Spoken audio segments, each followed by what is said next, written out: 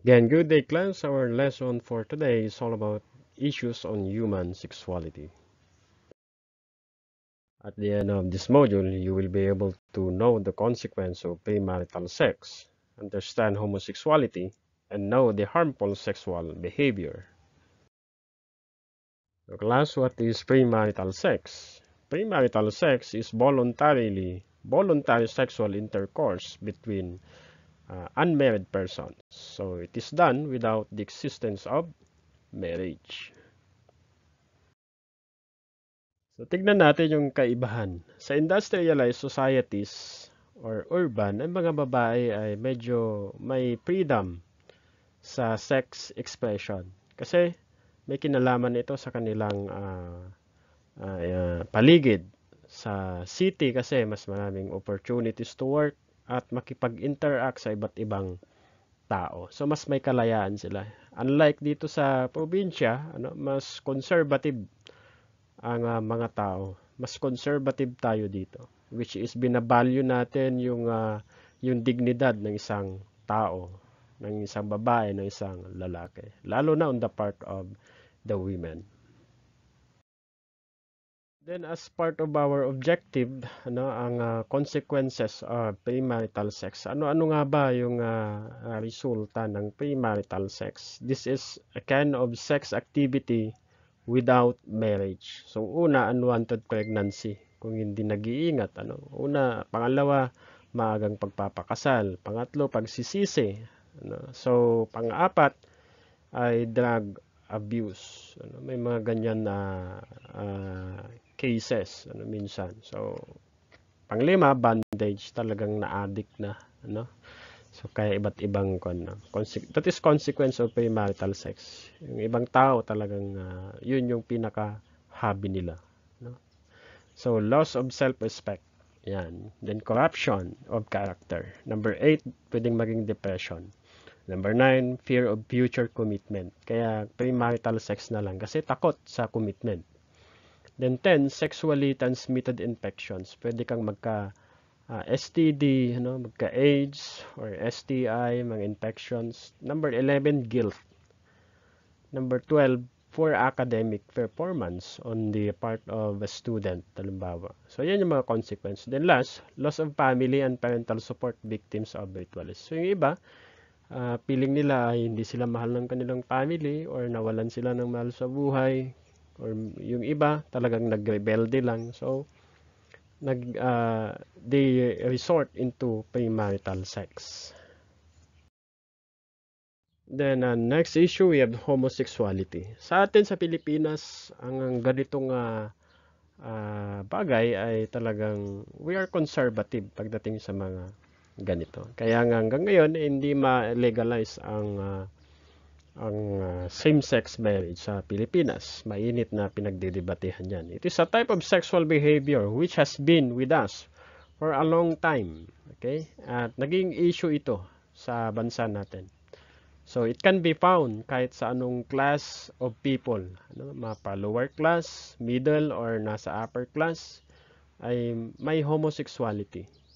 So, it can be found among every class of people.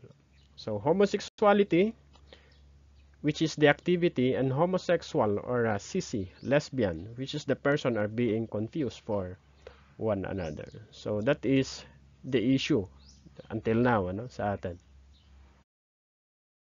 Next, what is homosexual? Ito yung mga lalaki na may qualities na pang babae.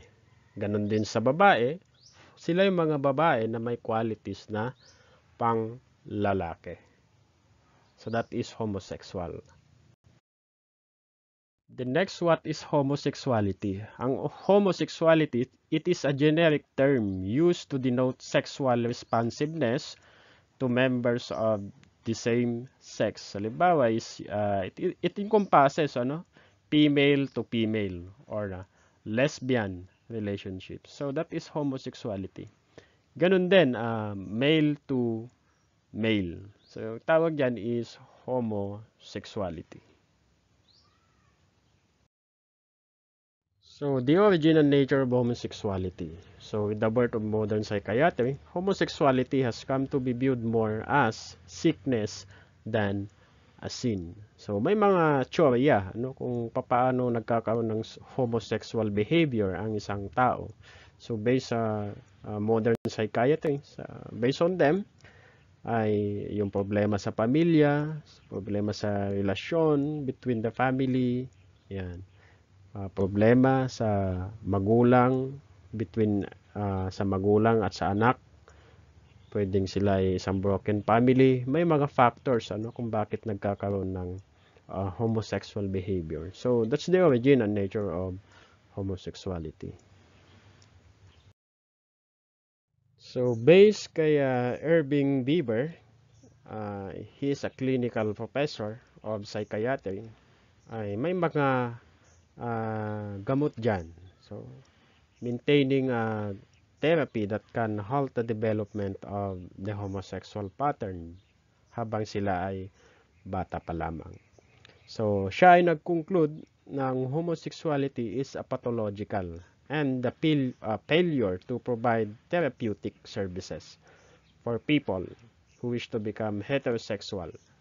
So, yan yung ayon kay Irving Bieber. So, kailangan ng therapy. So, ang therapy na ito can be given to those who really want to be helped, sa mga gustong magbago at matulungan talaga. But generally, it is the active homosexuals, the so-called object, who seek it. The sexual inverts are content with what they are. So there's the so-called psychotherapy.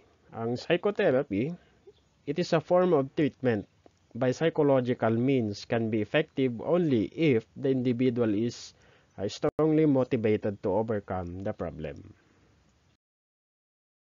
So under psychotherapy, we have group therapy. So as we can see in the image, as the homosexual begins to gain insight and make progress in individual therapy, the counselor may have him join a group therapy session. So eto yan. The next, kapag ang isang homosexual, medyo aloof sa tao, medyo nahihiya, hindi makapaghayag ng kanyang opinion, ng kanyang saloobin, dito papasok ang individual counseling therapy naman. So, he has had inadequate relationship with significant adults sa kanyang paligid. So, ito yung kailangan. Ito yung mas conducive na ambience niya. For change has to be established first, be it in the home, church, or in the counselor's office. So, pwedeng ito ay sa bahay, sa office, or sa church, or sa office ng isang counselor. Next, let's proceed to harmful sexual behavior. So, according to Hackett, he defined harmful sexual behavior as sexual behaviors expressed by children and young people under the age of 18 years old. So that is the age of accountability, 18 above, that are developmentally inappropriate, may be harmful towards self or others, or be abusive towards a child, young person, or adult. So, paano natin makikita yung harmful sexual behavior? Ito ay nakikita sa pamamagitan ng, kung makikita natin ito sa isang tao, sa isang bata, sexual name calling. Yung halimbawa, may dumaan na babae, then tatawagin niya sa ibang pangalan. Sexual harassment, ayan. Online sexual bullying, sexual image, sexual assault, and the worst is yung panggagahasa. Then, ano-ano yung paano naapektuhan ng isang tao, hindi lang naman mga bata, pagdating sa harmful sexual behavior, paano sila naapektuhan? So, sila ay, ano-ano yung mga nakikita natin sa kanila na epekto nito? Pwedeng sila ay laging mapag-isa, laging may takot, and may suicidal thoughts or suicidal feelings, attempts silang ginagawa. So, yan yung mga taong nakaranas ng sexual abuse. Sa to say, iba mula sa kanilang pamilya, sa kanilang mga kamag-anak. So, those are the effects. Then, how to spot the signs early? Paano natin malalaman, makikita? Ito yung mga examples of signs that may indicate harmful sexual behavior. So, taking younger children to secret places or hideaways, or playing special games with them, you know, seeking out the company of younger children and spending an unusual amount of time in their company, or insistent on hugging or kissing a child when the child does not want to, frequently using aggressive or sexual language, mga pambabastos about adults or children, showing sexual materials to younger children, then sharing sexual images of someone without their consent, sharing sexual images of themselves without the recipient being clear that they would like to see them.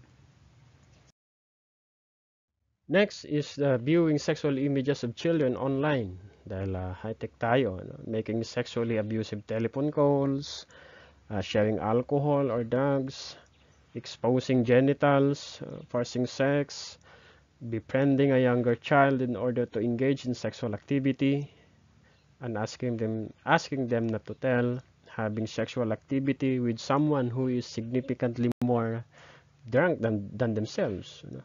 Touching someone's bottom, ayan, yung mga breast or crotch area without in the moment, indications that the touching is desired. So, ayan yung mga harmful sexual behavior. So, class, that ends our discussion for this lesson. Thank you and God bless.